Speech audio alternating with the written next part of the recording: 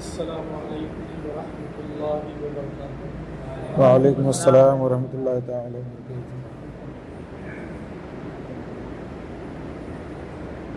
نحمدک یا اللہ ونصلی ونسلم علیک یا رسول اللہ صلی اللہ علیہ وسلم۔ اما بعد فاعوذ باللہ من الشیطان الرجیم بسم اللہ الرحمن الرحیم وَإِذَا سَأَلَكَ عِبَادِي عَنِّي فَإِنِّي قَرِيبٌ أُجِيبُ دَعْوَةَ الدَّاعِ إِذَا دَعَانِ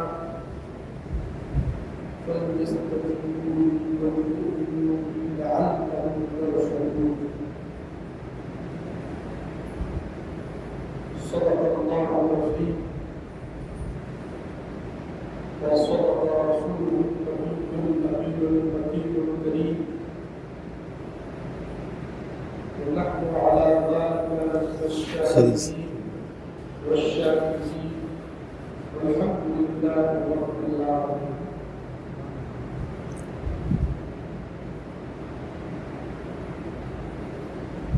حضرات گرامی وقار،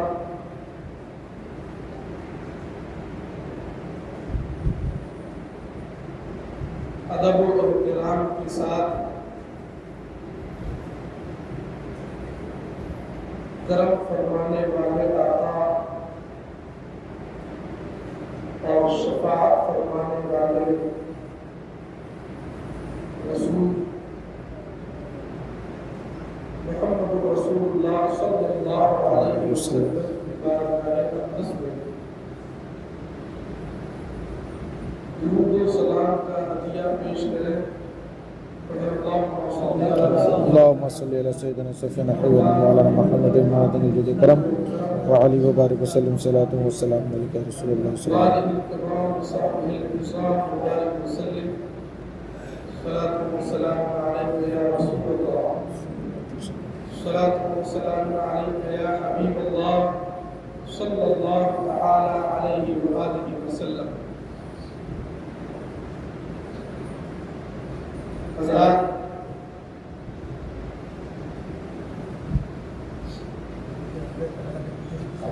لگانا پڑتا ہے۔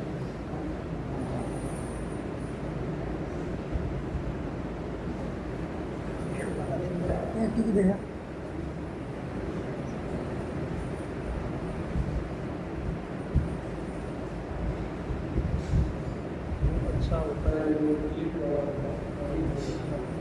گیلیٹ والا بھی اس میں آواز نہیں جاتی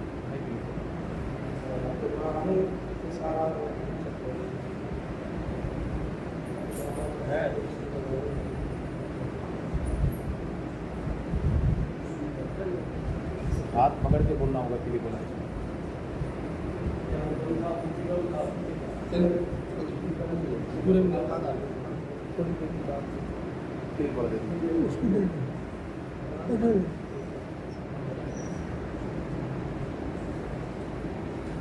اللهم صل على سيدنا مولانا محمد معدن الجود والكرم وآله الكرام وصحبه النظام وبارك وسلم صلاة وسلام عليك يا رسول الله صلاة وسلام عليك يا حبيب الله صلى الله تعالى عليه وآله وسلم۔ حضرات، پریشان نہ ہو، میری آواز لگانے کا آپ سب تک پہنچ رہی ہے انشاءاللہ۔ تھوڑا وقت ہے تو مائک کی سیٹنگ میں نہ گزر جائے۔ مجھے بہت خوشی ہوتی ہے جب میں کوریا پاڑا کی اس خوبصورت جامع مسجد میں حاضر ہوتا ہوں۔ سبحان اللہ۔ آپ سب کے درمیان آ کر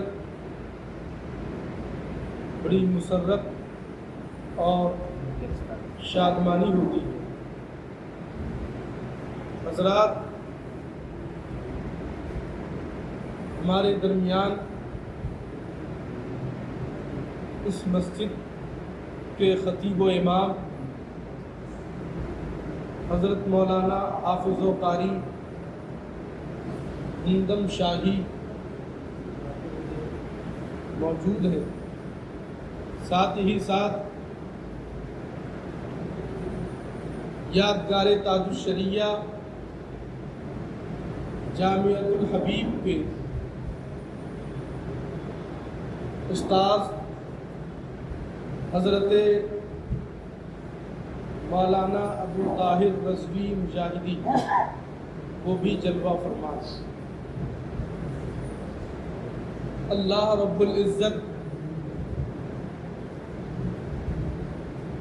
ہم سب کے تمام نیک اعمال کو قبول فرمائے، آمین۔ توجہ دیجیے،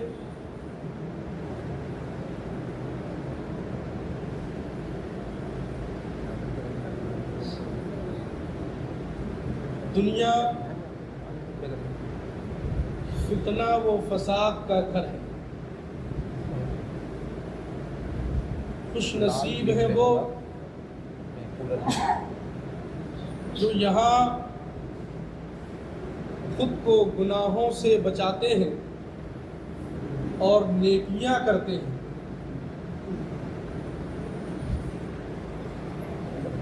اور نقصان ہے ان کے لیے جو اپنے قیمتی وقت کو ضائع کرتے ہیں اور صبح و شام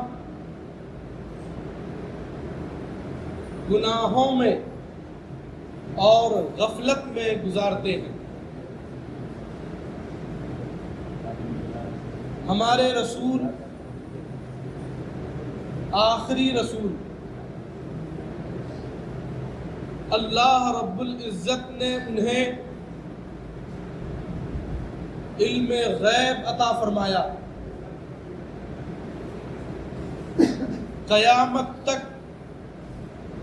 کیا ہونے والا ہے صرف انہی باتوں کا علم نہیں رکھتے تھے، بلکہ قیامت کب قائم ہوگی یہ بھی ہمارے رسول صلی اللہ علیہ وسلم جانتے تھے، اس کا علم رکھتے تھے کہ ان کے رب نے، پروردگار عالم نے انہیں آگاہ فرمایا، انہیں علم ما کان و ما یکون عطا فرمایا، مگر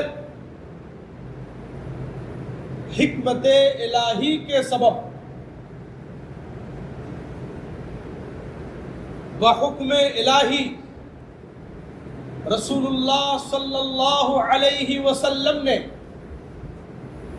قیامت کی تاریخ کا اعلان نہیں فرمایا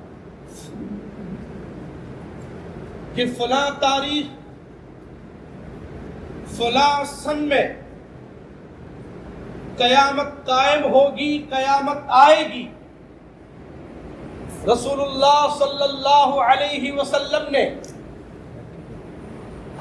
باوجود اس کے کہ وہ بعطائے الہی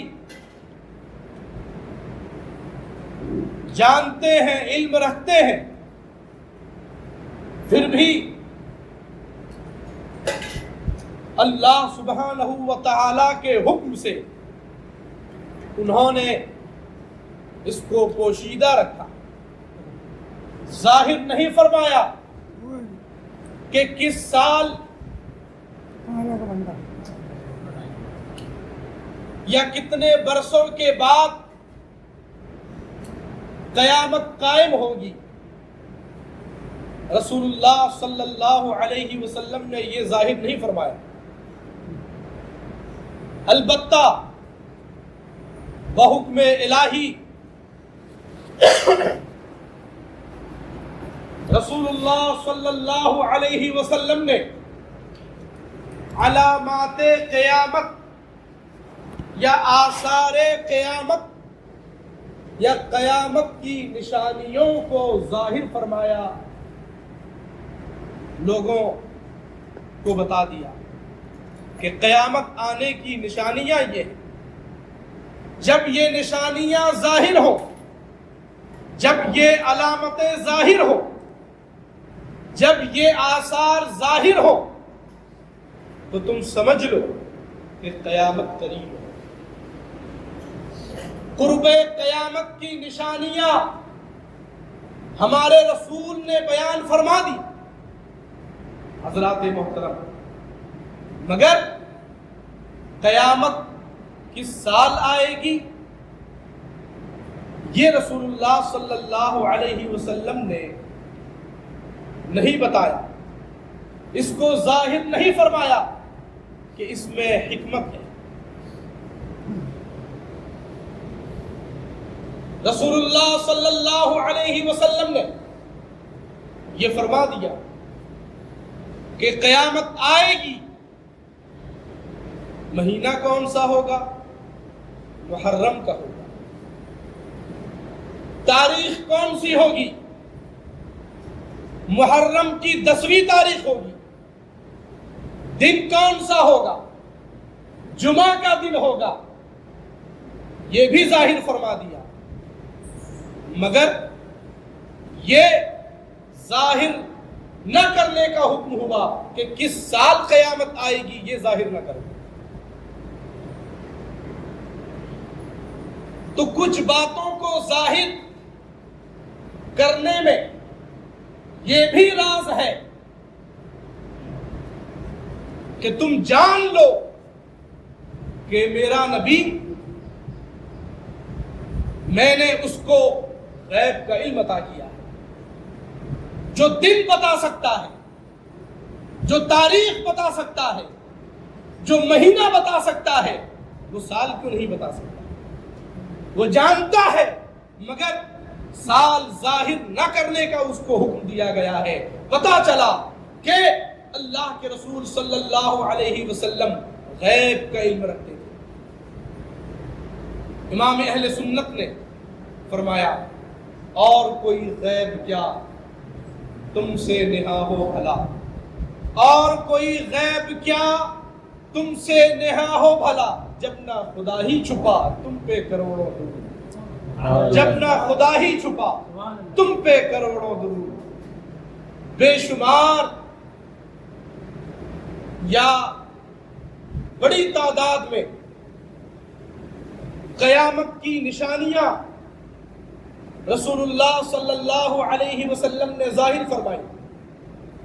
کنز العمال میں ایک طویل روایت ہے، تقریباً 72 کے قریب قیامت کی نشانیاں اس میں بیان کی گئی۔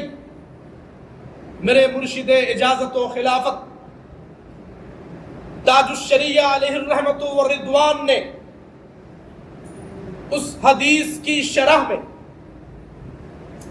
تفصیل سے ایک رسالہ تحریر فرمایا، ایک کتاب تحریر فرمائی۔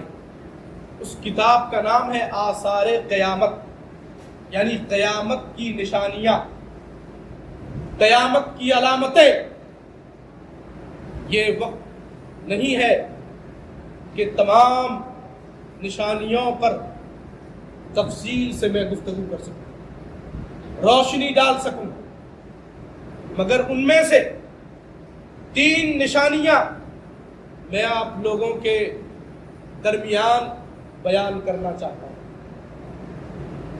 رسول اللہ صلی اللہ علیہ وسلم نے قیامت کی نشانیوں میں سے ایک یہ نشانی ظاہر فرمائی کہ لوگ نمازیں ضائع کریں گے۔ یعنی جب دیکھو کہ لوگ نمازیں ضائع کر رہے ہیں تو سمجھ لو کہ یہ قیامت کی نشانی ہے، یہ علامت قیامت ہے، اور قیامت قریب ہے۔ نماز ضائع کرنے کا مطلب کیا ہے؟ نماز ضائع کرنے کا مطلب یہ بھی ہے کہ فساد فی العقیدہ، فساد فی العقائد پیدا ہو جائے، کہ صبح و شام نمازیں تو بیٹھ پڑھی جا رہی، مسجدوں میں پہنچا جا رہا، جماعتیں ہو رہی ہیں، مگر عقیدے میں خرابی پیدا ہو چکی ہے، ایمان میں خرابی پیدا ہو چکی ہے، عقیدے میں فساد پیدا ہو چکا ہے۔ تو جب عقیدہ بگڑ جائے تو پھر اعمال قبول نہیں ہوتے، اعمال قبول نہیں ہوتے۔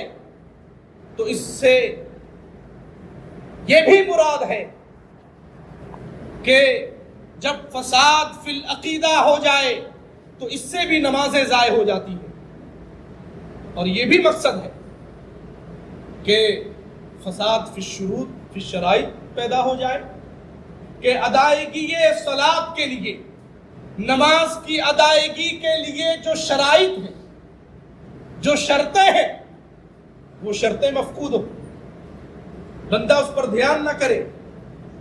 مثال کے طور پہ اگر کوئی سنی صحیح العقیدہ ناپاک نماز کے لیے کھڑا ہو جائے، کیا نماز ہو جائے گی اس کی؟ نہیں ہوگی۔ طہارت شرط، بے وضو کھڑا ہو جائے، نماز ہوگی اس کی؟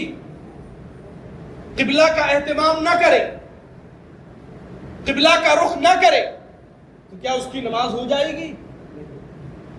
فساد فی شروط فی ادائی شروط الصلاۃ، نماز کی ادائیگی کے لیے جو شرائط ہیں، اگر ان میں کمی واقع ہو جائے تو اس سے بھی نمازیں ضائع ہو جاتی ہیں۔ اور فساد فی الاعمال بھی یہ نماز کو ضائع کرتا ہے، کہ سرے سے آدمی نماز پڑھے ہی نہ، بڑی بڑی آبادیوں میں جائیے، 200-300 گھروں کی آبادیاں ہیں، اگر 5 وقتہ نمازوں میں پہنچے تو مسجدوں میں جگہ کم پڑ جائے، مگر مسجدوں میں جمع اجتماع بھیڑ بمشکل آپ کو صرف جمعہ میں ملے گی۔ زیادہ تر لوگ ایسے ہوتے ہیں جو جان بوجھ کر قصداً ارادتاً فرض نمازیں ترک کرتے ہیں، چھوڑتے ہیں، پڑھتے ہی نہیں، تو یہ بھی نمازیں ضائع کرنا ہے۔ تو ایک نشانی یہ ہے قیامت کی کہ لوگ نمازیں ضائع کریں گے، اور دوسری نشانی یہ ہے،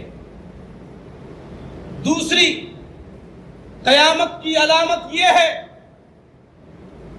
کہ والدین یعنی ماں باپ، پیرنٹس اپنے اولاد کے حوالے سے دل میں گھٹن محسوس کریں۔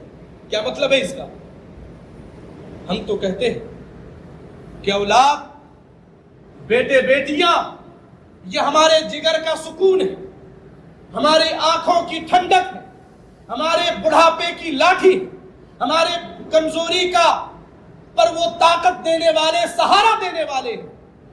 مگر سچ بتاؤ مسلمان، اپنے دل پر ہاتھ رکھے کہ کیا آج ایسا ہم نہیں دیکھ رہے کہ ماں باپ اولاد کے حوالے سے دل میں گھٹن محسوس کرتے ہیں؟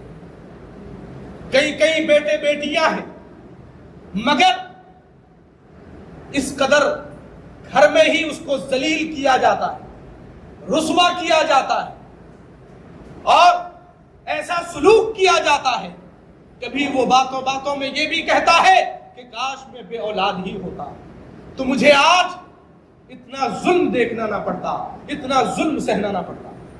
اور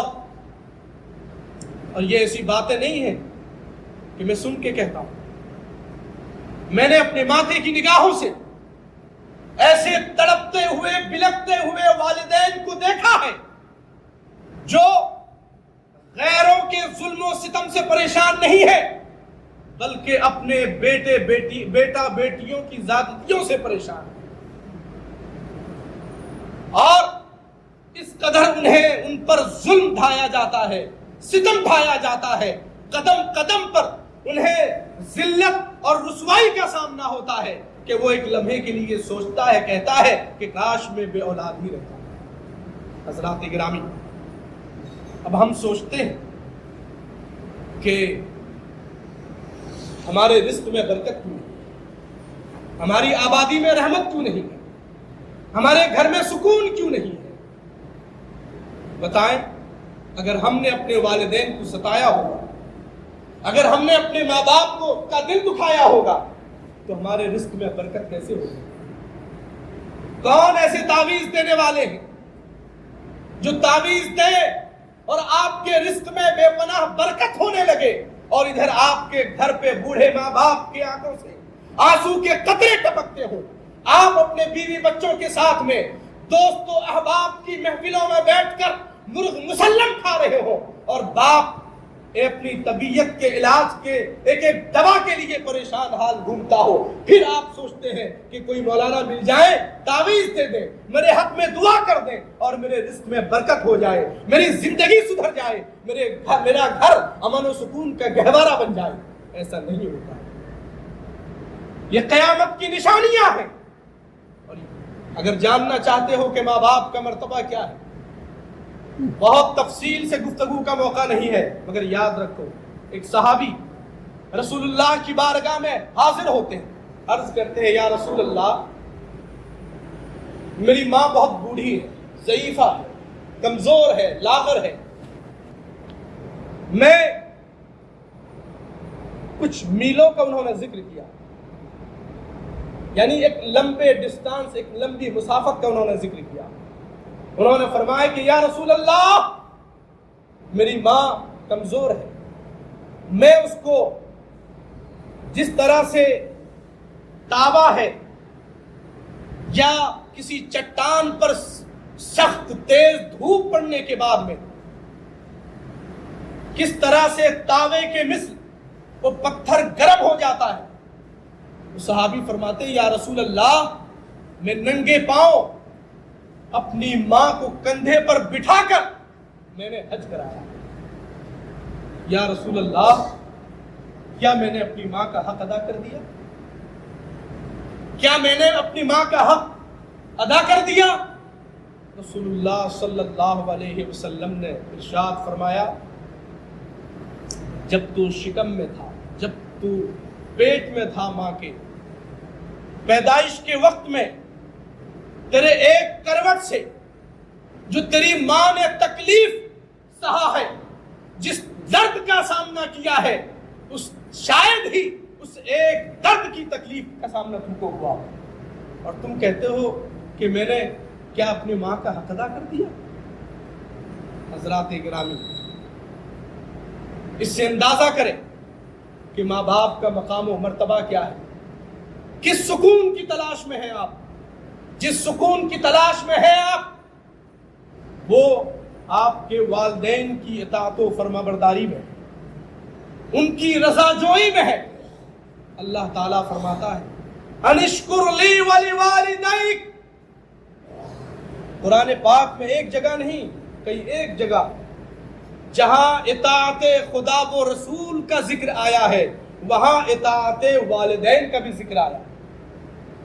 کیا اسی سے اس بات کی اہمیت کا اندازہ نہیں لگتا آپ کو کہ جہاں اللہ اور اس کے رسول کی اطاعت کا بیان آ رہا ہے، ان کی فرما برداری کا بیان آ رہا ہے، وہیں ماں باپ کی بھی اطاعت و فرما برداری کا بیان آ رہا ہے؟ کیا ان کا مقام اور مرتبہ ہے؟ انشکر لی ولوالدیک، اللہ تعالیٰ نے فرمایا کہ میرا بھی شکر بجا لاؤ اور اپنے والدین کا بھی شکر بجا لاؤ۔ حضرات گرامی، قیامت کی نشانیوں میں سے ایک نشانی یہ ہے کہ ایک زمانہ ایسا آئے گا کہ ماں باپ اپنے اولاد کے حوالے سے دل میں گھٹن محسوس کریں گے، رنج محسوس کریں گے، اور بلا شک و شبہ مشاہدات کی روشنی میں، تجربات کی روشنی میں ہم دیکھتے ہیں، ہم جانتے ہیں، ایسے ہم نے والدین کے درد کی داستان کو سنا ہے جن کو گھر کی بیٹیوں اور بیٹوں نے اور بہوؤں نے بھی ان پر ظلم ڈھایا ہے، گھر سے بھی نکال دیا ہے۔ اب آپ کہیں گے کہ میرے والد اچھے نہیں، ان کی یہ عادت خراب ہے، ان کی وہ عادت خراب ہے۔ یاد رکھو، اللہ سبحانہ و تعالی کے حکم کے مطابق، یعنی شریعت کی اطاعت لازم و ضروری ہے۔ ماں باپ اگر کسی ناجائز کام کا حکم دیں تو اس پر ان کی اطاعت نہیں کرنی ہے، اور اس کے علاوہ اگر ان کے عمل میں کوئی خرابی ہے تو اس کی وجہ سے تمہارے لیے یہ حق، تمہیں یہ حق نہیں بنتا یا تمہیں اس بات کی اجازت نہیں دیتی کہ تم ان کی اطاعت و فرما برداری سے باز آ جاؤ۔ ہاں، اگر وہ یہ حکم دے کہ بدعقیدگی پر آ جاؤ، بے دین ہو جاؤ، نمازیں چھوڑ دو، تو ان کی باتیں یہ نہیں مانی جائیں۔ مگر اگر وہ خود نماز نہیں پڑھتے، وہ خود اگر کسی برے عمل کے شکار ہیں، تو وہ اپنے کارناموں کا جواب دیں گے۔ مگر والدین ہونے کی حیثیت سے آپ کی جو ذمہ داریاں بنتی ہیں، جو حقوق ہیں ان کی ادائیگی آپ پر لازم و ضروری ہے۔ تیسری نشانی رسول اللہ صلی اللہ علیہ وسلم نے یہ ظاہر فرمائی کہ قیامت کی نشانیوں میں ایک نشانی یہ ہے کہ علماء، علم والے، جانکار، مالداروں، سیٹھوں کے سامنے ہاتھ جوڑ کر کھڑے رہیں، ان کی جی حضوری کریں گے، ان کی فرما برداری کریں گے، اپنے علم کو بیچ دیں گے۔ اب اس پر بہت تفصیل سے گفتگو کرنے کا موقع نہیں ہے، مگر یاد رکھو، علماء حق سے دنیا خالی نہیں ہے، ہر عالم ایسا نہیں ہے، مگر ضرور بالضرور کچھ ایسے ضرور ہر دور میں پائے گئے ہیں جنہوں نے اپنے دین کو بیچا، جنہوں نے اپنے علم کو بیچا، دین کا سودا کیا، اور مالداروں کی، سیٹھوں کی چاپلوسی میں دین کا مذاق اڑایا۔ جب ایسا ماحول دیکھو تو سمجھ لو کہ یہ بھی قیامت کی نشانیوں میں سے ایک نشانی ہے۔ موطا امام مالک کی ایک حدیث، اس کے راوی حضرت عبداللہ ابن عباس ہیں، فرماتے ہیں کہ رسول اللہ صلی اللہ علیہ وسلم نے ارشاد فرمایا کہ جب خیانت ہونے لگے، جس سماج میں، جس معاشرے میں جب امانت میں خیانت کی جائے تو اللہ تبارک و تعالی لوگوں کے دلوں میں بزدلی اور رعب پیدا فرما دیتا ہے، ڈر اور خوف پیدا فرما دیتا ہے، اور جب زنا یعنی ناجائز تعلقات عام ہو جاتی ہیں تو موت کی کثرت واقع ہوتی ہے، کثرت سے موتیں واقع ہوتی ہیں۔ اور یاد رکھو، زنا کا مطلب صرف انٹرکورس ہی نہیں ہے، زنا آنکھوں سے بھی ہوتا ہے، زنا زبان سے بھی ہوتا ہے، زنا ہاتھ پاؤں سے بھی ہوتا ہے۔ رسول اللہ صلی اللہ علیہ وسلم فرماتے ہیں کہ جب زنا عام ہو جائے تو کثرت اموات ہوتی ہے، اور جب ناانصافی ہو تو پھر خونریزی اور جھگڑے، لڑائیاں قوم کے درمیان میں پیدا کر دی جاتی ہے، اور جب لوگ ناپ تول میں کمی کرتے ہیں، دوسروں کا حق مارتے ہیں، تو پھر اللہ تعالیٰ ان پر رزق کے دروازے بند کر دیتا ہے، رزق میں تنگی پیدا فرما دیتا ہے، اور جب بد اخلاقی، بد عہدی اور وفا شکنی کی عادت، خصلت یہ جڑ پکڑ لیتی ہے تو اللہ تبارک و تعالی تمہارے دشمنوں کو تم پر مسلط فرما دیتا ہے، تمہارے جو بدخواہ ہیں، برے ہیں، تمہارا برا چاہنے والے، اللہ تبارک و تعالی انہی کو تم پر حاکم بنا دیتا ہے، تم پر مسلط فرما دیتا ہے۔ یہ جو روایتیں میں نے پڑھی، ان پر اگر ایک ایک روایت پر، ایک ایک قول پر تشریح کی جائے ایک لمبا وقت درکار ہوگا۔ بہرحال جتنی باتیں کتاب و سنت کی روشنی میں سچی صحیح ٹھیک باتیں کہیں، اللہ تعالیٰ ان کو قبول و مقبول فرمائے، آمین۔ اور قصدن یا سہون یا سبقت لسانی کے سبب کوئی بات خلاف شرع نکلی ہو، اللہ تعالیٰ فرمائے۔ مگر یاد رکھو مومنوں، پھر بھی اللہ کی رحمت سے مایوس ہونے کی ضرورت نہیں ہے۔ ایک حدیث ہے، ترمذی میں بھی یہ حدیث ہے، رسول اللہ صلی اللہ علیہ وسلم فرماتے ہیں کہ اللہ تبارک و تعالیٰ نے فرمایا کہ جب میرا بندہ میرے پاس میں مغفرت کے لیے پہنچتا ہے اور اس کے گناہ اتنے ہیں کہ وہ بادل تک پہنچ جائے، اگر میرا بندہ میری بارگاہ میں پہنچتا ہے اور اس کے گناہ اتنے ہیں کہ پورے روئے زمین کو گھیر لے، مگر تب بھی جب وہ سچے دل سے میری بارگاہ میں توبہ کرتا ہے میں اس کے تمام گناہوں کو بخش دیتا ہوں، سبحان اللہ، میں اس کی تمام لغزشوں کو معاف فرما دیتا ہوں۔ وَإِذَا سَأَلَكَ عِبَادِي عَنِّي فَإِنِّي قَرِيبٌ، قرآن پاک کی آیت ہے۔ اے محبوب آپ لوگوں سے کہہ دیجیے جب وہ میرے بارے میں پوچھتے ہیں، آپ فرما دیجئے لوگوں سے کہ فَإِنِّي قریب، میں ان لوگوں سے قریب ہوں، اور جب وہ مجھے پکارتے ہیں، مجھے بلاتے ہیں، مجھ سے دعائیں مانگتے ہیں تو میں ان کی دعائیں قبول کرتا ہوں، میں ان کی خطاؤں کو معاف فرما دیتا ہوں، بس یہ کہ وہ ایمان پر مضبوطی سے قائم رہے، وہ اسلام پر مضبوطی سے قائم رہے۔ تو حضرات گرامی، خلاصہ تقریر یہ ہے کہ اللہ کی رحمت سے مایوس نہ ہو، جب تک سانس چل رہی ہے توبہ کا دروازہ کھلا ہوا ہے۔ ہم سب رب تبارک و تعالیٰ کی بارگاہ میں سچے دل سے اپنے تمام خطاؤں کی معافی کی طلب کریں، دعائیں کریں۔ بلا شک و شبہ اس کا یہ فرمان ہے، اس کا یہ اعلان ہے، وقال ربکم ادعونی استجب لکم، کہ جب میرا بندہ مجھے پکارتا ہے، مجھے بلاتا ہے تو پھر میں اس کی پکار کو سنتا ہوں، جواب دیتا ہوں اور اس کی دعائیں قبول کرتا ہوں۔ تو دعاؤں میں کمی مت کیجئے کہ حدیث شریف میں ہے لا يرد القضاء الا الدعاء، کہ جو قضا ہے، مصیبتیں ہیں، پریشانیاں ہیں، دعا ہی اس کو ٹال سکتی ہے۔